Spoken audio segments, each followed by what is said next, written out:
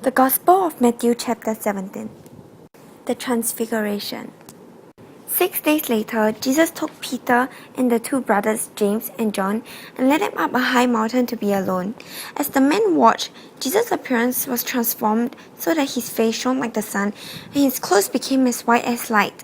Suddenly, Moses and Elijah appeared and began talking with Jesus. Peter exclaimed, "Lord, it is wonderful for us to be here.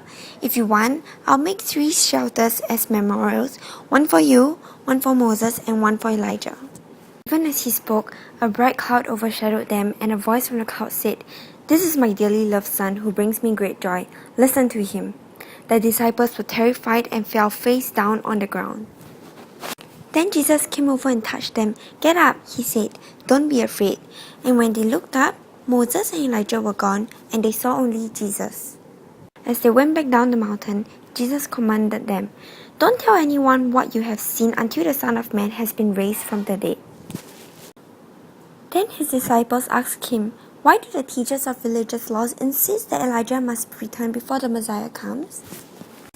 Jesus replied, "Elijah is indeed coming first to get everything ready. But I tell you, Elijah has already come, but he wasn't recognized, and they chose to abuse him.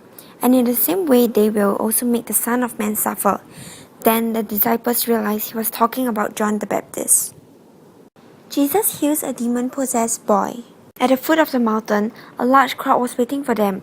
A man came and knelt before Jesus and said, "Lord, have mercy on my son. He has seizures and suffers terribly. He often falls into the fire or into the water. So I brought him to your disciples, but they couldn't heal him." Jesus said, "You faithless and corrupt people, how long must I be with you? How long must I put up with you? Bring the boy here to me." Then Jesus rebuked the demon in the boy, and it left him.